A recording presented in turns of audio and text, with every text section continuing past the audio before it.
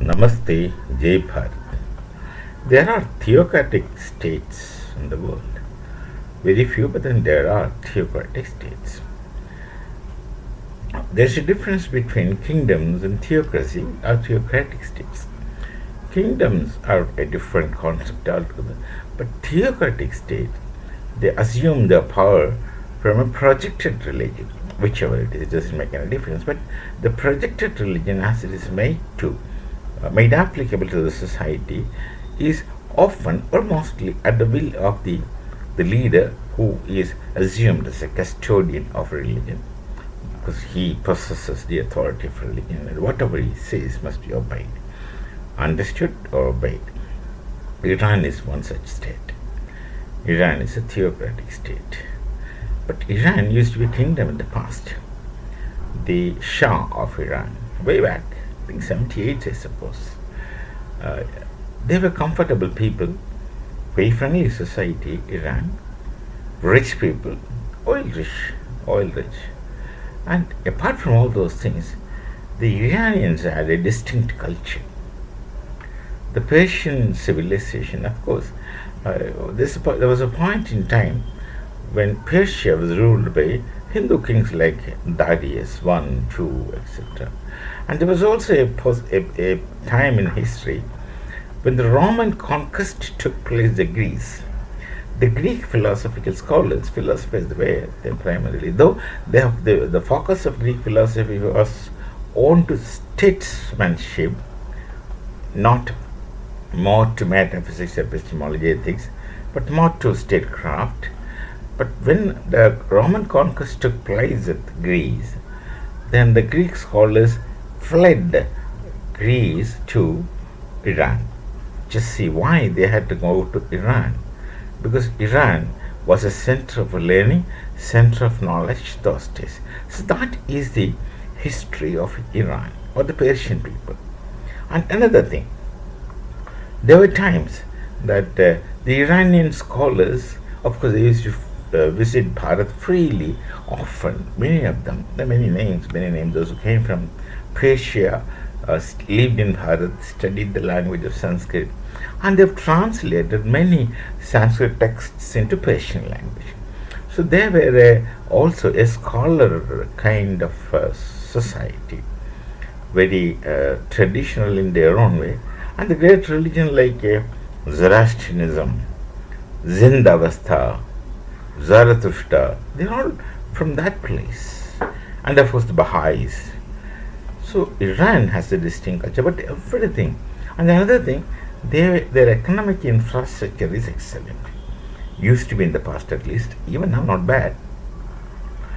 And they were a comfortable kind of people, friendly people, rich both intellectually, culturally, and also economically. They had oil money. Now, with the coming of the Khomeini's, Ayatollahs, who was supposed to represent, who poses or projects themselves as representatives of God, whatever. They have their own version of understanding things. In the Islamic world, this is always there. Everyone has their own version. Even Pakistan, which only is born yesterday, has their own version of Islam. So everyone has got their own version. Fine, that may suit them, that may befit them. That's fine for them. We have nothing to say. They are entitled to have their own versions. But the problem comes when their version they make it contradictory to somebody else's faith, and that creates all complications. That's a different story.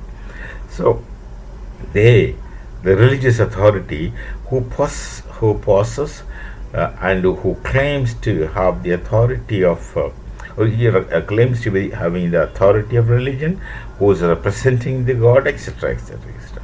So that when Iran becomes a theocratic state, the society lost all its glory. It is something like my professor used to talk in the class while teaching. He was telling before there was revolution of 1917, Bolshevik revolution in the former Soviet Union, the Russian literature was great. The Russians had great theater. The Russians had great literature, undoubtedly, such great literature they had. It's not just Dostoevsky, it's not just Dostoevsky, Fyodor Dostoevsky, and so many other great writers. Pushkin, Alexander Pushkin, great writers were there in Russian language. But then he used to ask him this question innocently, apparently innocently. This question he used to ask in the class, son, what happened to the creativity of Russians the moment they became communists? See, post 1917 revolution, we have only one so-called name present to us from the Russian literature. That was Alexander Solzhenitsyn, and who left Russia and went to US. So what happened to the creativity? See, communism had destroyed the creativity of Russians. They were great creative writers, play, their stage, everything was wonderful. And look at the kind of novels they have written once upon a time. What happened to that? So communism had destroyed the creativity. Same thing happens in a theocratic state in a much worse manner. In communism, at least the political communist party people will try, maybe not very intellectually, but economically they do try. They go abroad and they make a living wonderful there. But look at theocratic state, it's worse. There will always be a section of people who will support the theocratic leader, like the Khomeinis, who represents God, Ayatollah. They will support. But then, do you think that majority of people are comfortable in such a situation? And look at the economic structure of Iran. What happens? They are very rich, and they are oil country. They are very rich otherwise, and their infrastructure of education is not that good. Should have been one of the best in the world otherwise, but that's not the case.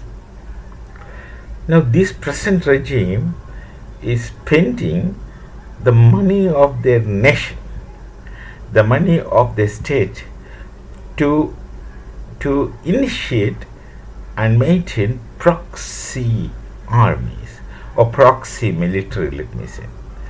The Hamas is supported by them financially, weapon-wise, and all kinds of support. The Hezbollah is supported by them. The Houthis are supported by them. And the many terrorist groups are supported by them. All this funding means not just money, weapons and things and facilitating, and the entire spending is by the Iran state. Actually, the people of Iran are miserably alienated from what they otherwise deserve. The money should have gone to the people of Iran. It's their money, it's their land, it's their money. They would have lived in much more comfort zones had there been no Hezbollah proxy army, the Hamas and Houthis and many others, you know. And these people are only spreading disturbances and destructions all around. And then going against a nation like Saudi Arabia, they explicitly go against it, just because again a sect within difference, and the question who dominates whom and who is authority, all those things come in. Now secondly, it's interesting, and it's an irony that there are two armies in the Iran, if I understand correctly. One is the regular army, and the one is the personal army of the Khomeini, the Ayatollah, whosoever is the Ayatollah. Ayatollah represents God. Whosoever is the Ayatollah, he has a personal God army, which is called Revolutionary Army, and that army is the real army which is in authority. The other army is just shadow army. All this spending is done at the whims of this person who is ruling, with a theocratic head. And what about the people who live in Iran? Sometime back we had a hijab kind of agitation, the parda kind of agitation.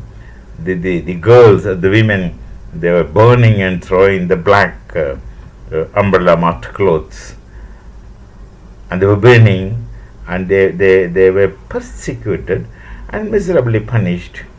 The regime is imposing barbaric laws, stoning to death and all kinds of things. There are many visuals that we don't, they're not very pleasant, so we don't want to speak about them, but there are very, very bad things happening. Now the situation, if Israel helps Iran I mean, if Israel helps Iranian people, they will ever be thankful to the Jews. This is my simple observation, sitting at one corner of the world.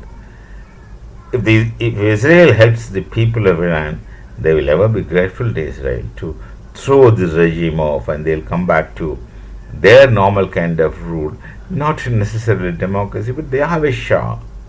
They have at least namesake crown prince living in the states.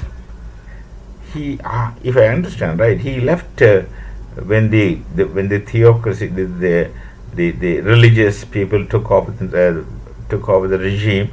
He left at the age of 17. Or he's born in 60s, not very old, young enough to rule, young enough and matured enough to head a state. From his father was the Shah of Iran. This man could be legitimate to the next Shah, and he had lived abroad and lived in the state, must be having liberal thoughts. Of course, his father also had liberal thoughts. They were very good people. They had excellent relations with the Jews, because the two are very ancient communities. So, if this person can replace the present regime, the people of Iran will live comfortably. There will be little more peace in the world. So much of the disturbances in the world is directly or indirectly, implicitly or explicitly caused by Iran, because they have money and they spend on it. They think, I don't know what they think. They think they might be doing a great job, but definitely it's not a great job. Or maybe this person wants to maintain his authority in this way or that way. But that should have come to a stop still. And if Israel helps the people of Iran, it should be good for the world peace. This is my personal thinking. Let's hope that Iran will come back to its original shape. We'll have Persians as our friends, as they even today they're friendly with us, but not just different. But the people of Iran, they'll they can be very friendly with us, as it used to be the case in the past. And we have a section of Iranian living in our nation, the Parsis. Tata, the great son of Bharat, is originally a Parsi. The Zoroastrian religion, which we have accepted, they have not. They have not.